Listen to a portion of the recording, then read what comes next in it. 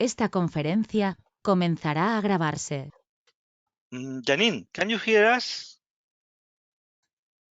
Janine, I see that your mic is on, but we cannot hear you yet.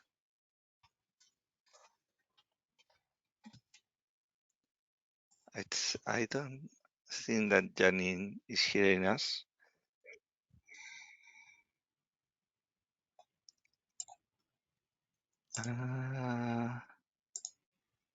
Janine, can you hear us? No. Or yes? Janine, we are hearing you. Good morning. Good morning, Janine. No, I don't hear you. Oh, can you use microphones? Sorry, microphone, no. Headsets. Sorry, can you use headsets? Okay, Yes, now I hear you. now are hearing us? You are hearing us? No, I'm Janine. Can you hear me? Yes, we can hear you.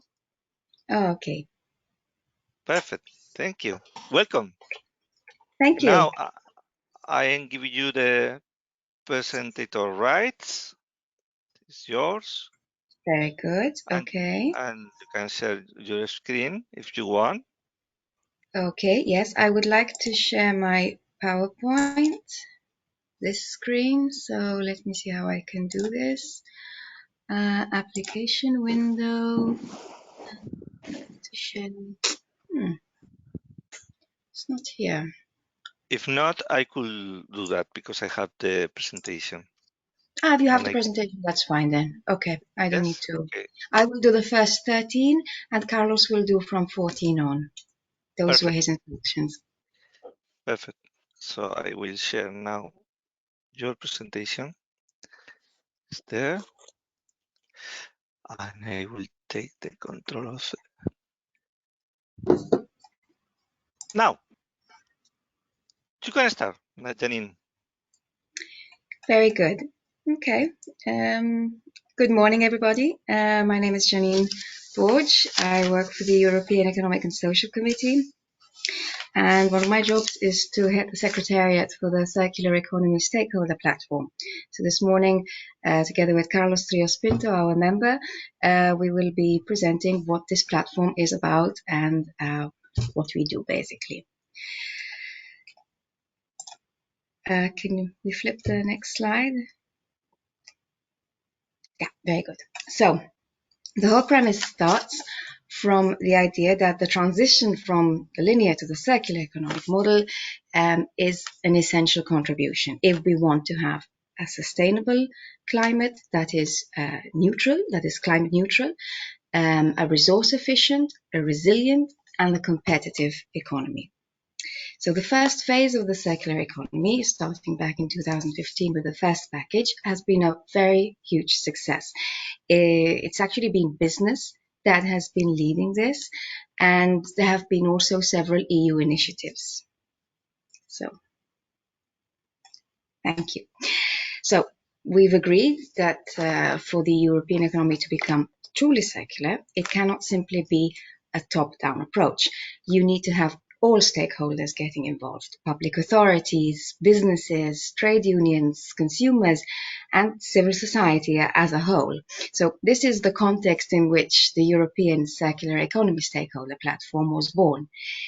It is a joint initiative by the European Commission and the European Economic and Social Committee, and it started back in March 2017.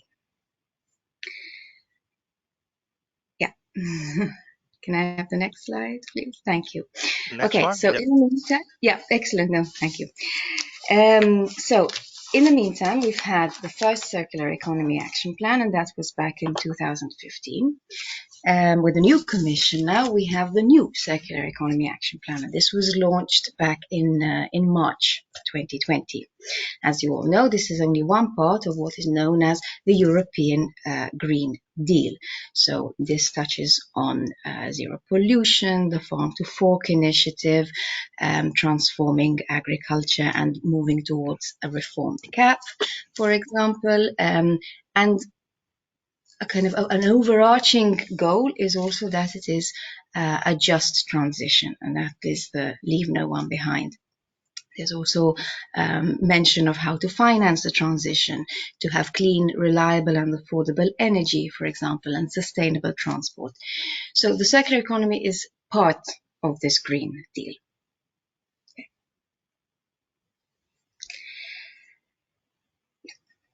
So a little bit about our contribution. The platform, what is it? It is fundamentally a stakeholder-led platform. It's supported by the two institutions, by the ESC and by the European Commission. And when I said European Commission, I mean the DG ENV and DG GROW. These are the two partners with the committee. The idea is that we give a stimulus to civil society, to public authorities and private organizations. And we act as a network of networks through which we exchange best practices across countries and across sectors. How do we do this? We do this through meetings, specific thematic workshops, through an annual conference, of which we've had already 3, and the 4th one was planned for May, but is now moved to autumn, and virtually. And virtually, this is basically our website. More of that later. How do we make this a network of networks? Well, 3 years ago, after we launched the platform itself, we designed a coordination group. This is 24 members, and I believe at least one of you is Reuse. I think I spotted Reuse on the. I see Mihal. Hello. He is one of our coordination group members. These come from across Europe, across sectors. Just one back. Yeah, thank you. Okay, and they basically steer and guide the circular economy transition from the ground. These are all from the member states. They are experts and pioneers in their fields, and they meet once a year to have in their coordination group annual meeting to kind of give the broad guidelines of what is planned for the year ahead. They've been doing this for nearly 3 years now. They come to the end of their mandate in autumn.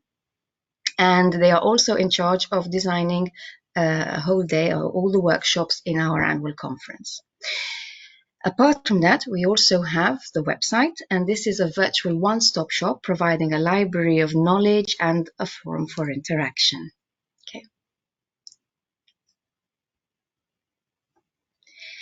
As I mentioned, this started back in March 2017 when we had our first conference, and the whole purpose of this conference was to introduce, to ask stakeholders what a platform can do for them, what their needs were.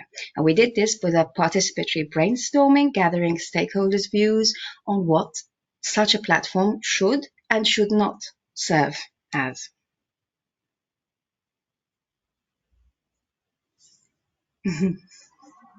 Okay. And these are the answers we got. It is there to advance the circular economy concept on the ground. It is there to strengthen cooperation among stakeholder networks and, very importantly, to identify the social, economic and cultural barriers to a circular economy. We do this in 3 ways. We have the coordination group to guide. We have the annual conference that is more policy oriented together with the practical side on day 2. And the third is our website where all this comes together. So on our website, we have the strategies that governments are planning for the circular economy, the exchange of good practices on the ground, more than 300 now, news, events, and also research documents. And this is where our virtual platform comes in. On a practical level, the coordination group works together with projects on the ground jointly, and right now we have 32 initiatives for fostering dialogue, sharing knowledge and exchanging good practices. They meet once a year for their meeting, and they also have the annual conference. Okay. This is what the platform has delivered so far. the virtual, where we have all the things that I mentioned before, the good practices, the reports. There's also a very active Twitter community, the coordination group that has delivered 24 initiatives, and the annual conference, which is very big. It is our flagship event. We've had more than 1,300 applications last year. Day one is traditionally organized as a policy event by the Commission, and day two is held at the EESC, and that focuses really on practice, on workshops, on a networking village really that we've established for people who are looking for project partners, people who want to announce new products, new services. Okay. Mm-hmm.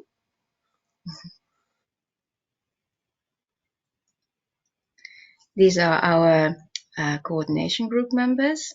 So you see they come from a very wide area of sectors and geographically as well, from Europe. So we have from Spain, from Italy, we have Enea, we have Citra from Finland, we have IRCEM from Romania, and then also the more umbrella organizations like Copa Cogeca, like Business Europe, and also with a very strong city focus, we have ACR Plus and Eurocities, for example. Okay. The coordination group is chaired by Ladea Godzina Kashir from Circle Economy from Slovenia.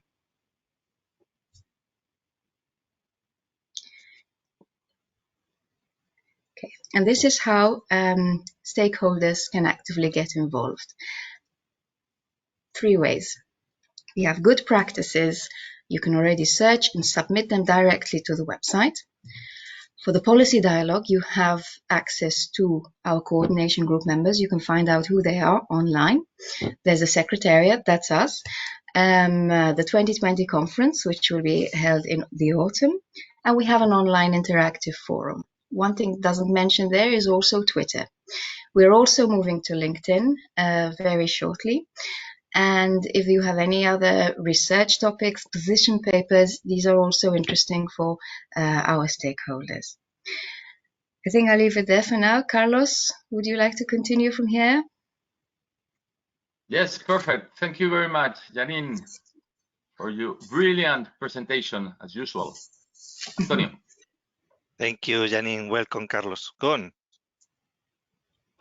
Okay.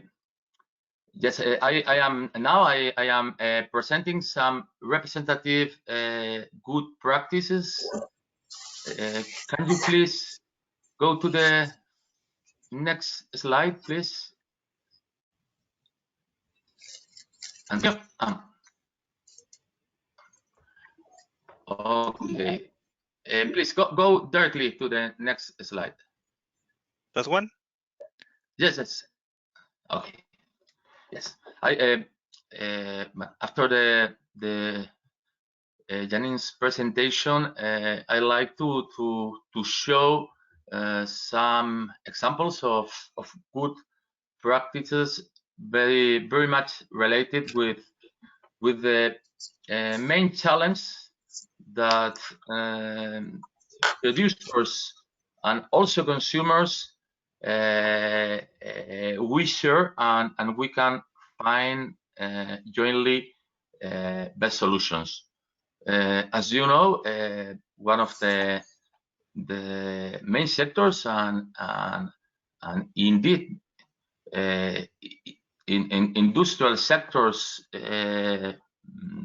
more relevant in terms of potential and of potential solutions, no? For going more circular is the textile. You can see that in this case is very clear the relationship between sustainable production and consumption, the two sides of the same coin, and we are focusing in the main areas or main critical areas in terms of environmental challenge. The waste, greenhouse greenhouse gas emissions and water footprint. This is, in my view, a very comprehensive example of this kind of initiatives. Continuing with clothing, but in this case, fashion, we are speaking on the challenge of enhancing the second-hand market with the possibility to creating an virtuous circle that is very much taking advantage of different resources to improve the footprint and involving also different actors and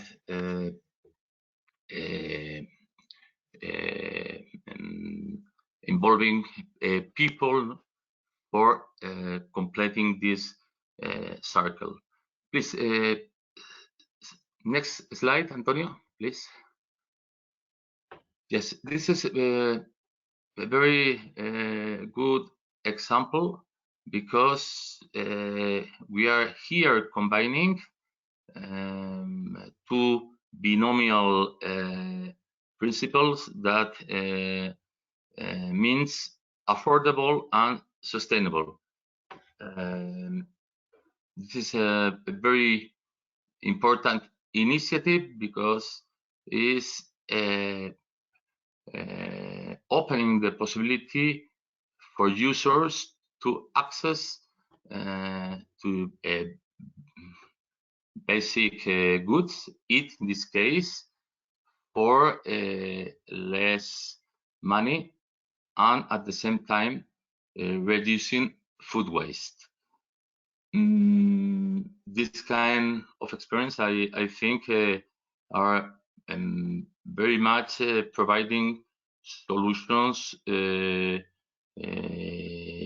for the future. Indeed, this is a good way to react to the current crisis.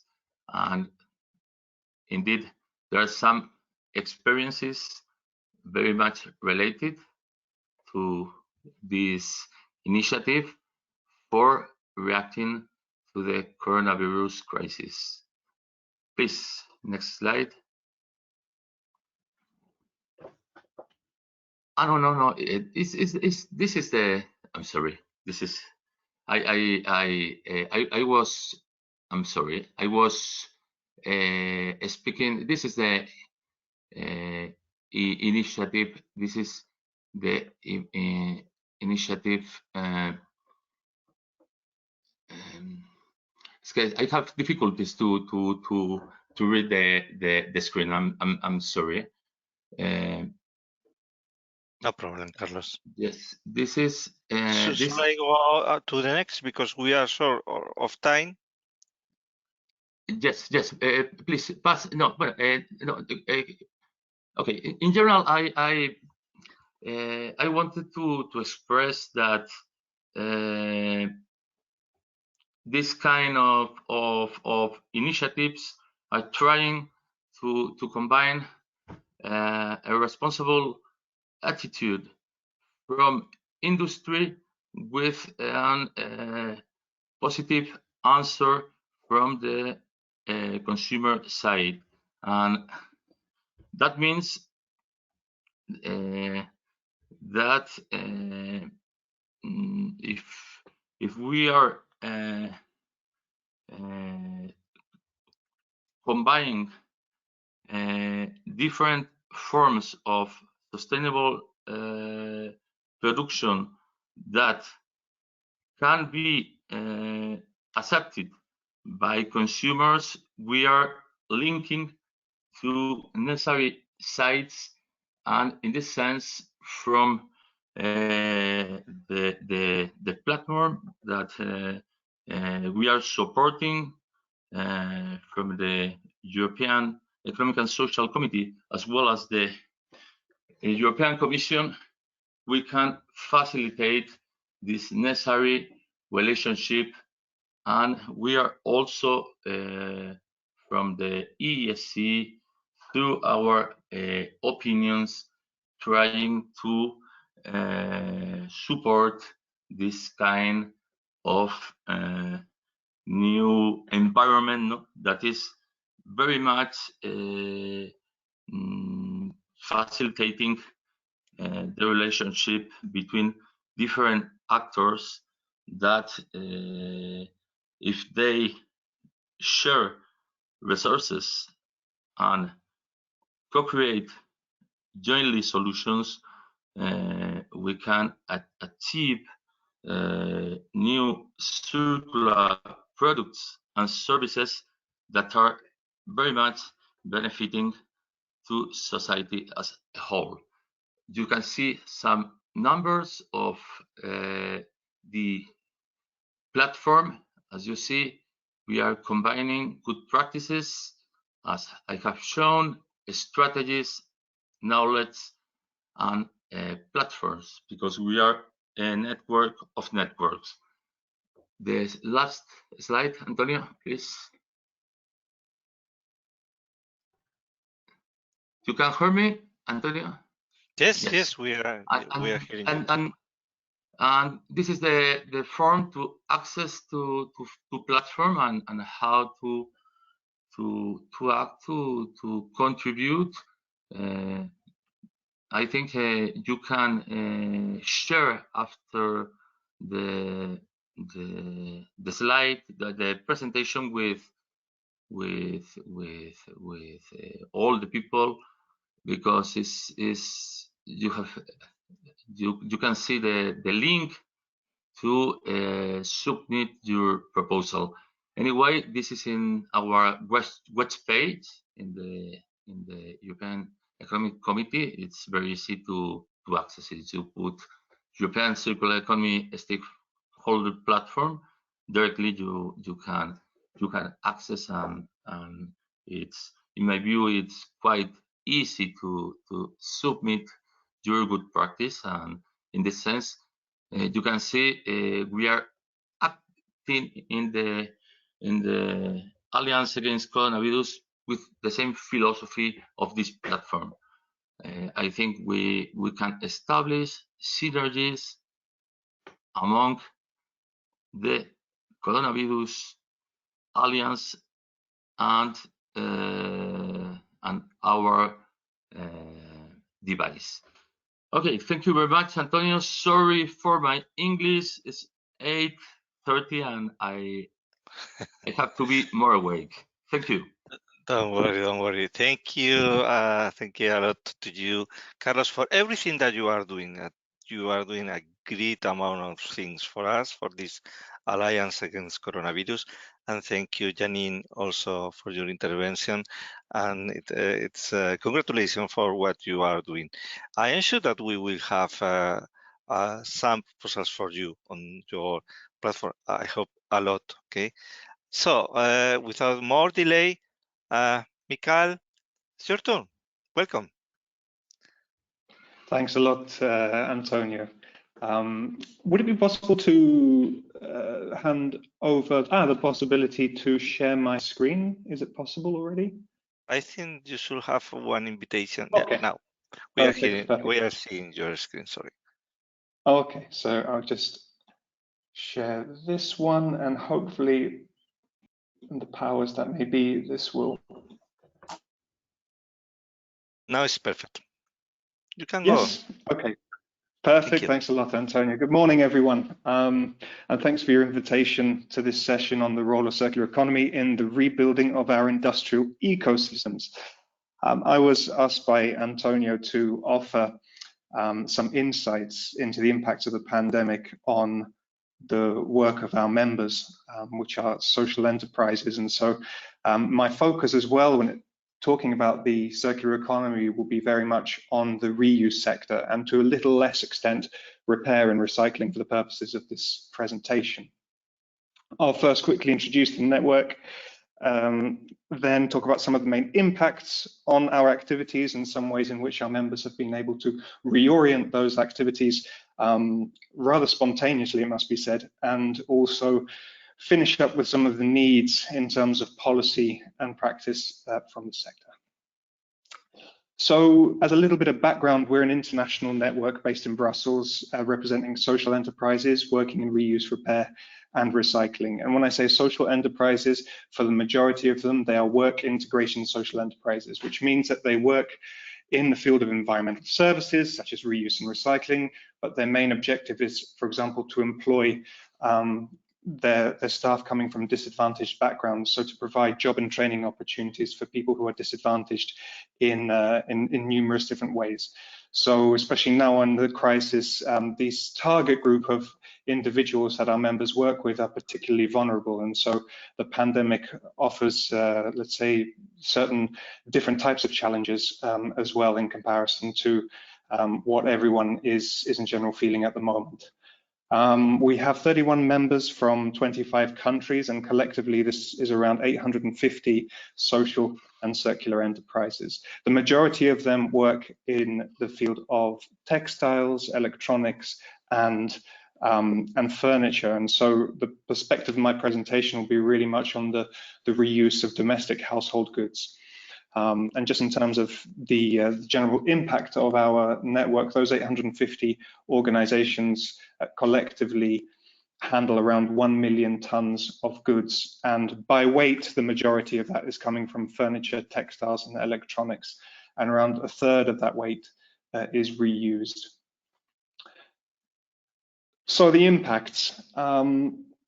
In the reuse sector, and I'm really talking about the reuse sector, which is, I would say, the majority offline. So those which have operations in collection, sorting, and sales of used goods, they've experienced partial or full closure of operations. As many businesses experience the same, let's say, the same impacts. There are losses reported of at least 20% of annual turnover for this year. They are experiencing liquidity issues, difficulty in accessing certain support schemes, often because of the definition of a social enterprise and which kind of support schemes are available for those organizations. They have had a number of staff having to be laid off, and the use of furlough schemes is widespread where available. On the recycling side, and when I mean recycling, I'm talking about collection of dry recyclables or bio-waste, for example, we see that in general, as it is seen as an essential service, contracts are indeed being honoured, so waste is being collected for the most part. However, there have been on occasion some members raising questions about payment when they will actually be paid, because local authorities are also struggling when it comes to their own funding situations at the moment. So there's just a question of payment, but the services carry on. This all having been said, because our members' aim and mission is social, the fact that they have had to stop their classic operations for mandatory legal reasons, they have been amazing at being able to reorient their activities at the last moment. So in times of crisis, social enterprises have really shown a flexible and creative nature, I would say, during such periods. And just a snapshot of some of those activities that they're working in now. So because many of them work in the second-hand industry, many are able to provide essential goods and services to frontline workers. So for example, to nurses who have been displaced in temporary housing, they're providing beds, or for health centres which need to have more supplies than usual, they're providing fridges. Many of our members have put together campaigns to help provide essential ICT equipment, such as laptops, to low-income families who have had to have, let's say, solutions for homeschooling and for children to be working from home but don't necessarily have a laptop. So in France, for example, there are a number of Emmaüs Connect is trying to create a number of support schemes in this capacity. Food distribution services and also operation of food banks is continuing, and some organizations are now starting to do meals as well, which they didn't do before.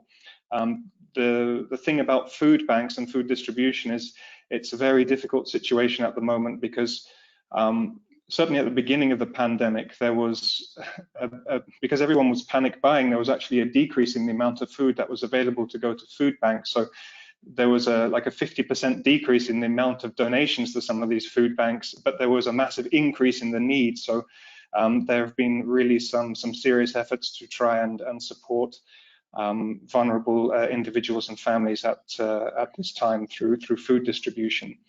Some organizations have created new support services and networks spontaneously, both to laid off workers, and as I mentioned, the majority of them, at least within our network, are those from really vulnerable situations who don't have maybe the same kind of support that others would. So this takes the form of different forms of WhatsApp group, Facebook groups, individual calls, directly checking in on each of the individual workers, making sure they are okay, and different forms of social services in this respect, but also support services to vulnerable communities. I think one social cooperative in Greece, Klimax Plus, has set up a call network for the elderly in their community to make sure that they've got the essential goods and services which they need, simply such as food, but also just calling them to check in and just to hang out with them to combat loneliness and to always have an opportunity for somebody to talk to. And elsewhere, the same cooperative has looked at implementing an action plan for Roma communities in the West Attica region, because a number of the members of the social cooperative are from the Romani community, and especially, let's say, communities, minority groups, which maybe do not necessarily get the same amount of government or social support as others. The social cooperative has created a new system by training 8 Romani members of the Roma community to act as kind of social and health workers, and to make sure that let's say the communities are aware of the current situation and different things which they can do in order to protect themselves and those around them. And finally, and this is more widespread, I'm sure that many of you and many of the organizations that you're working with are also involved in the manufacturing of PPE for frontline workers and the general public as well. So this is just a snapshot of the different things which our members are doing at this time of crisis, which they normally maybe wouldn't be doing as part of their usual activities in the circular economy and reuse. So the needs in terms of policy and funding, given all of these impacts, we are mainly a policy and advocacy association. We're actually putting out a letter today for our members to send to national governments about what national governments could be doing, helping social enterprises during this time. So these include explicitly supporting social enterprises with public aid schemes, encouraging financial institutions to provide easy access loans, which is not easy for small organizations and not-for-profits. Commit that public contracts and payments are honoured for social enterprises, and recognise that reuse and repair are essential services along with other waste management operations. And one of the big problems in the chain of reuse is that if you are cut off both from being able to collect reusable goods from households or from containers, so on and so forth, and you do not have outlets to sell the goods because the shops are closed, then this is 2 key parts of the chain which are disrupted. And some organizations are forced to collect because they have contracts with municipalities, so collecting clothing and textiles, for example, but the markets, both domestically and internationally, are closed for the most part. So these clothes are piling up, or there is not a possibility to shift these things. So we feel that when it comes to crises in the future, that retail outlets and opportunities to keep the chain open and supporting our members is very important. I think what's also important, what's also anecdotally something to note is that the crisis has come also at a time where people are doing spring cleaning and usually would want to get rid of their things or being able to donate their things to charity. And the fact that many have been caught in lockdown situations has also meant that people are trying to clean their apartments or their houses, and so this is causing, let's say, problems because they don't have necessarily the services to pick up these goods. So this is why we feel that reuse should be supported also as an essential service and support our communities throughout this time.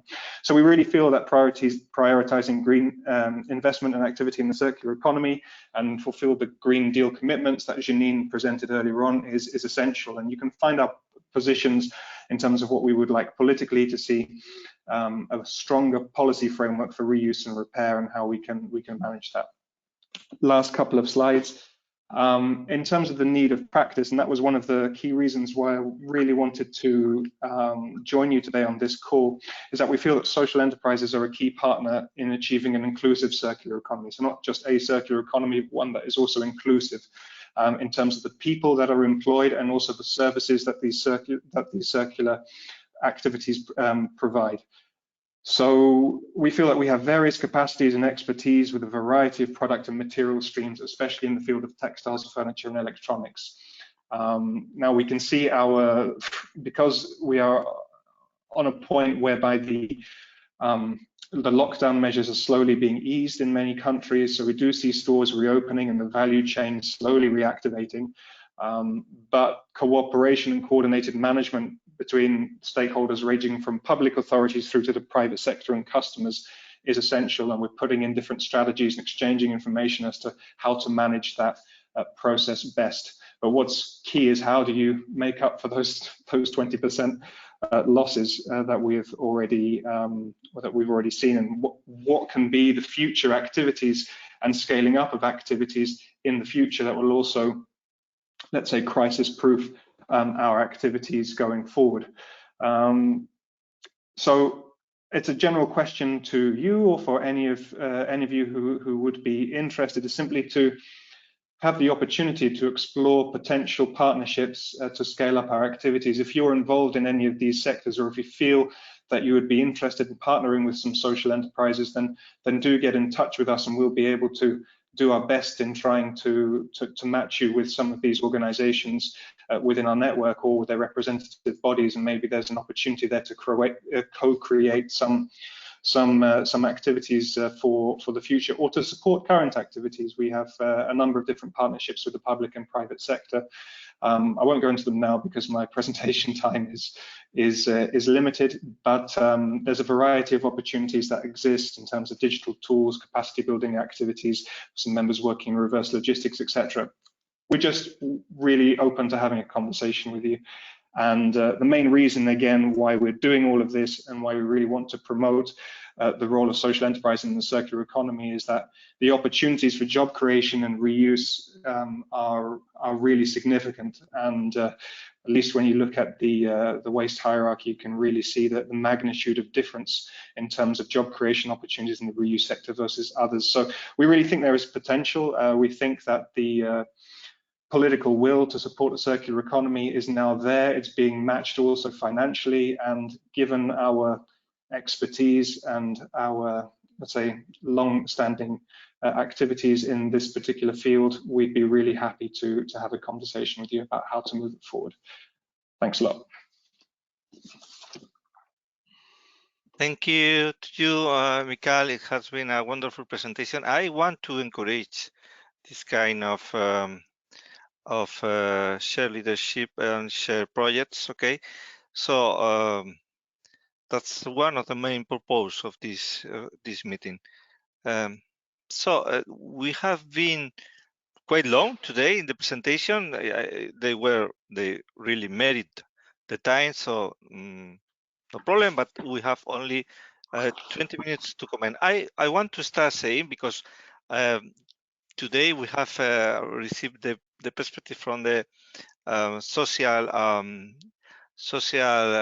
entities, social clusters. We have also the perspective from the European Economic and Social Committee. I want to say that clusters are working on circular economy. and green objectives. We have 257 past year working on this kind of projects. And just for giving you one example, this is one project that involves Sinai, but also many other partners in the InnoSub project. This is a cascade funding, and I hope this kind of new opportunities will arise soon. And I want again to encourage the everyone to look for possible partnership between social enterprises, businesses, industrial social cluster. Sorry.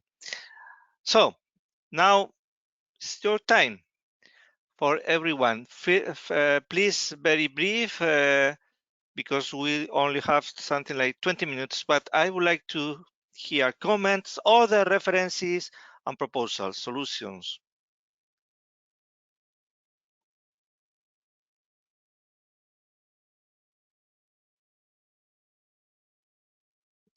Maria Pilar, I see that you have some comment on the chat. Would you comment by voice?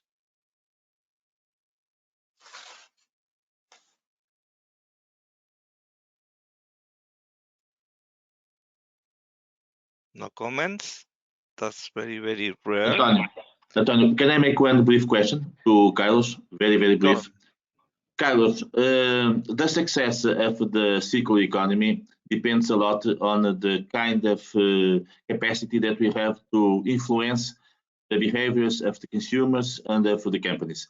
From what your experience, this is a very difficult task or not? What do you think about this?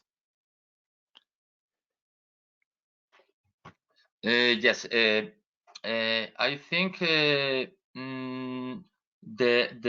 best opportunity is in the local environments, and is key to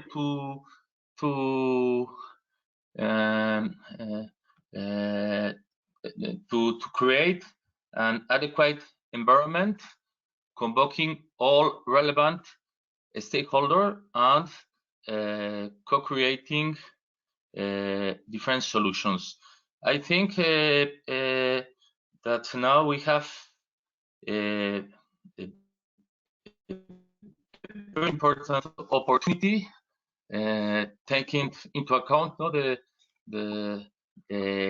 situation, for making more sound the local chains.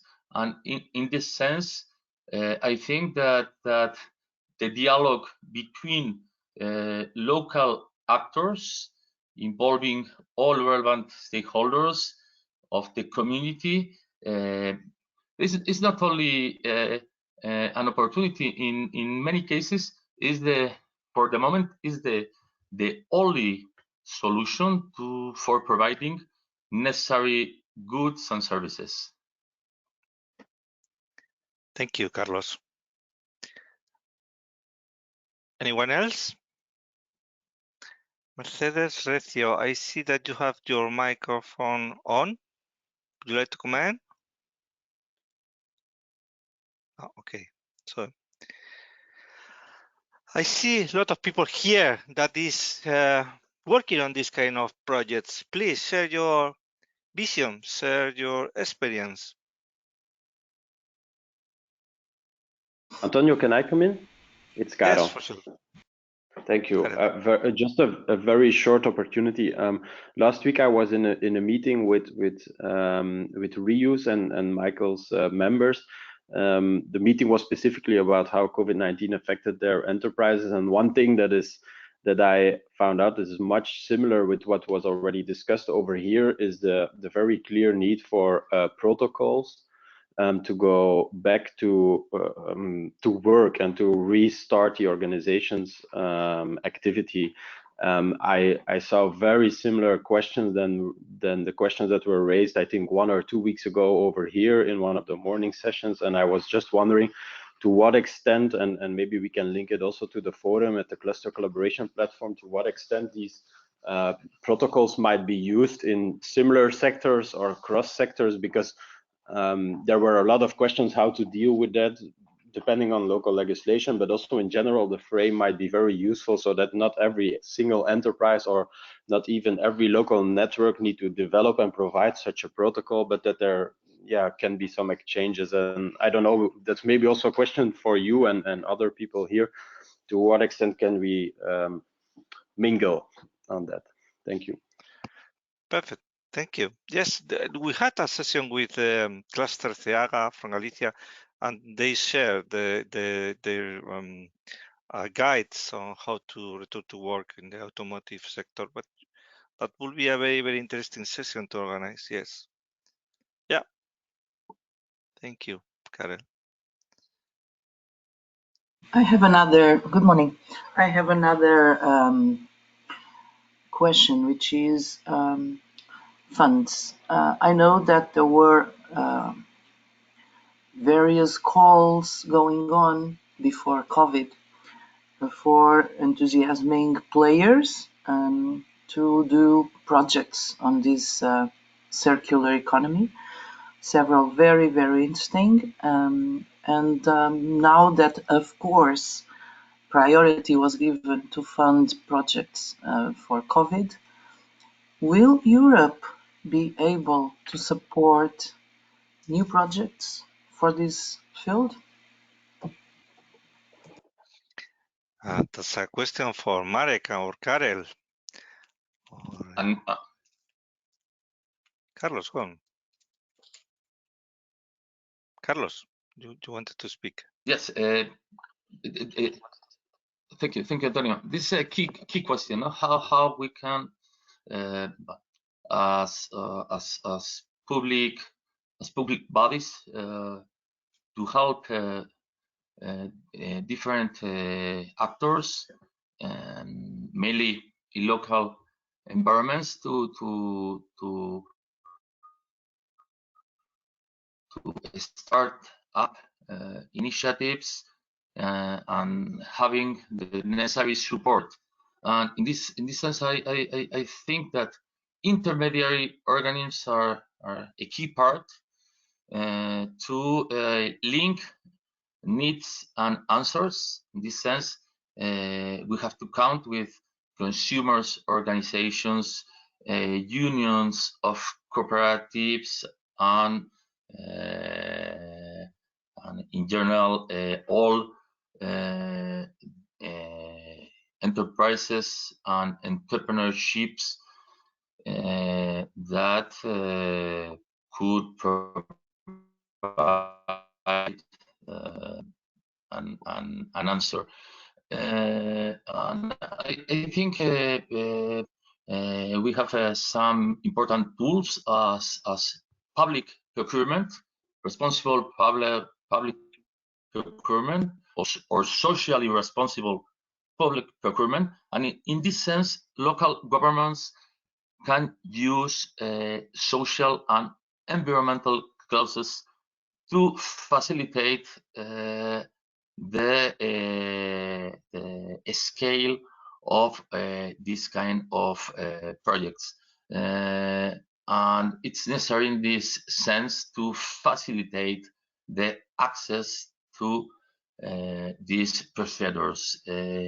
As Janine said in the presentation, we have to break the current barriers that are not allowing to little providers to access to this kind of necessary tools and procedures. Thank you very much. Yeah, I think linking companies, not only companies, entities is critical in the circular economy, as far as I know, and precisely is the feel of the and the spirit of cluster, social, industry cluster, or whichever you prefer. Okay, and that's especially important for the SMEs and for the small actors, because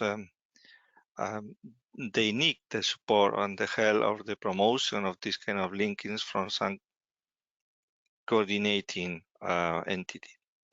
So it makes full sense for me just to promote this kind of coordinated actions. And this group can also work for coordinating purposes between us. Comments?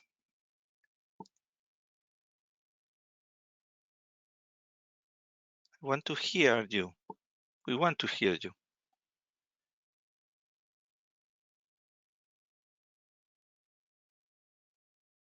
Antonio, Go on. here at the Smart City cluster, we work very closely with the local entities, the city councils and the local administration. And one of the trends that we have been following lately is that there are more and more data sets available, both open and proprietary, that if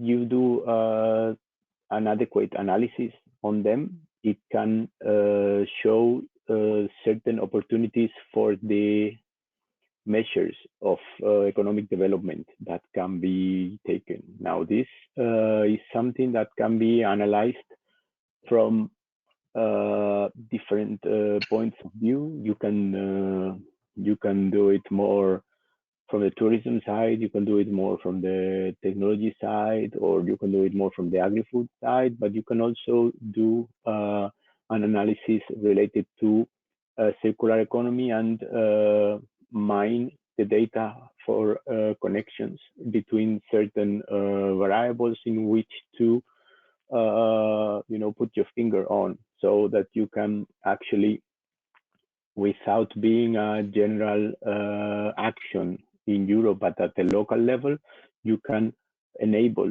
the local governments to also implement circular economy policies in economic development for SMEs and self-employed, and also for the behavior or interaction with the actual citizens, because in this field, you actually get a lot of impact.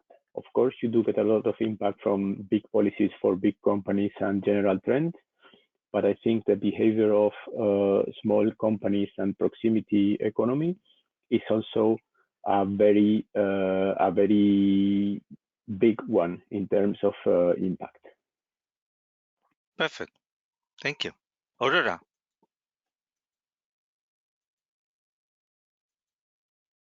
Sorry, Antonio. I had to go there. I didn't hear Daniel. Is that something connected with Daniel said? No, I just read your comment on the chat, and okay. You wanted to participate before, so. Okay, well, I don't know if previous calls will be reviewed or not, because in previous calls, some projects were not circular and some were. And so I don't know if if the previous calls still have money, and I get those questions from all around. You mean those that are open, still open now, or Yeah, well, or some that have closed in terms of deadline to answer, but they are under analysis, or they were under analysis before COVID. We still don't know. Okay, I don't know about that. I cannot General worries are there is no money for everything, of course. This crisis created not only in families but everywhere the need to prioritize, and that's needed. That's fair. I mean, it's not criticizable. The point is, if when we establish and as a group we will of course establish priorities, and this circular economy is one of the principles that has to be under every suggestion we give will past ongoing things be recovered to be analyzed and see if they fit inside what is the future, or is that lost? Can anybody comment on that questions that Aurora just shared?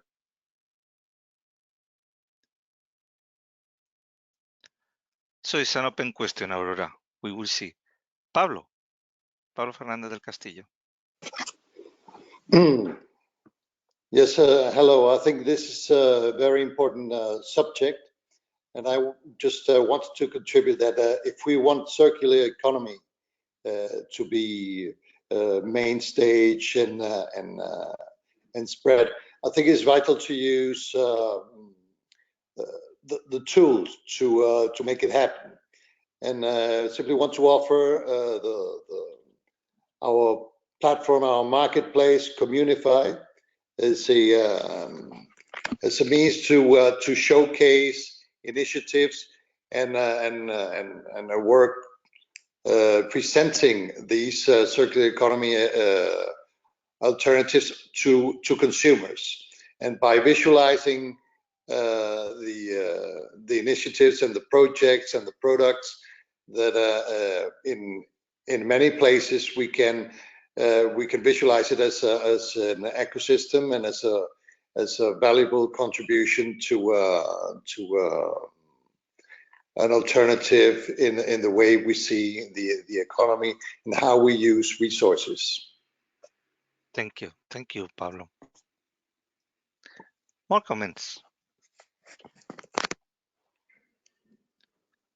I want to reinforce the idea. Speaking of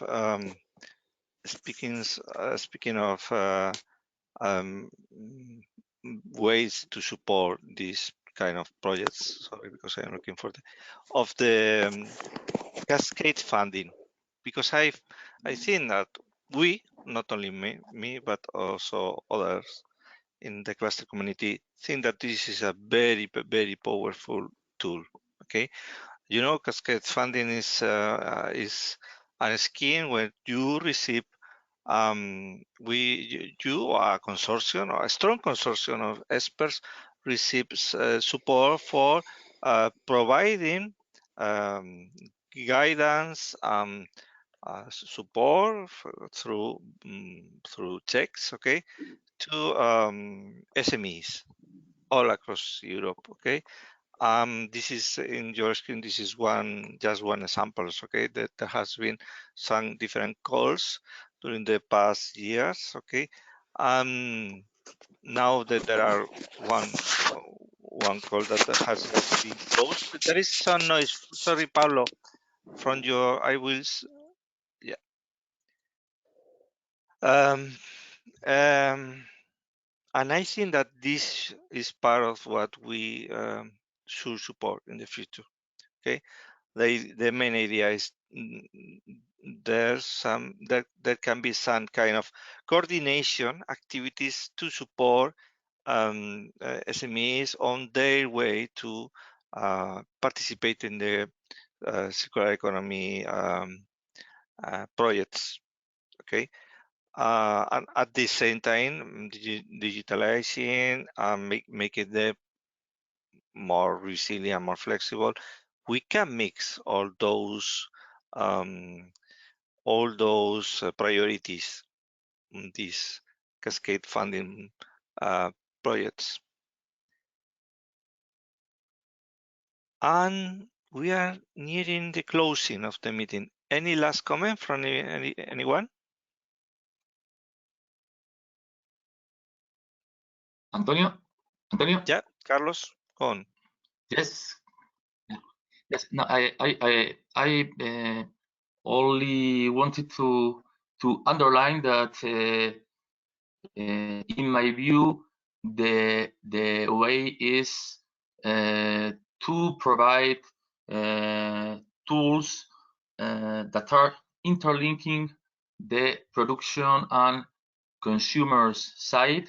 And this sense, as I have mentioned, we have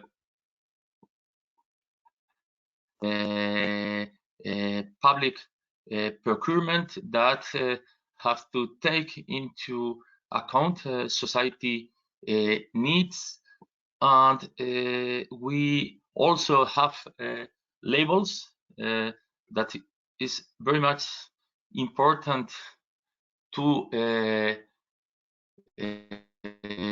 show the circularity of products.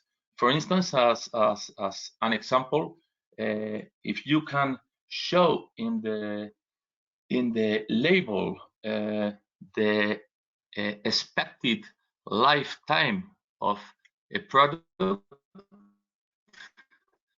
and if you compare this expected lifetime with the price you pay, you can see that a more durable product could be more expensive, but as annual average is cheaper. In this sense, it's necessary to show consumers which are finally the better solutions that are combining more circular solutions as well as affordable to all people. And this is, in my view, something that we have to enhance from all public bodies, intermediary organizations, in general, all actors that are involved on this issue. Thank you, Antonio. You are welcome, Carlos. Very, very good contribution. So, thank you, everybody. It has been a very, very interesting session. Congratulations for what you are doing, both from the ECCP and from reuse. It's really, really remarkable. And I hope to see you soon, too.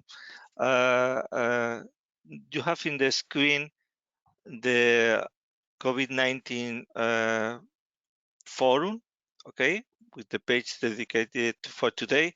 You are invited to continue with the dialogue there. Thank you. Bye. Thank you. Bye-bye. Bye-bye. Bye-bye. See you tomorrow. Thank you. Bye. Thank you. Thank you. Bye. Bye. Thank you.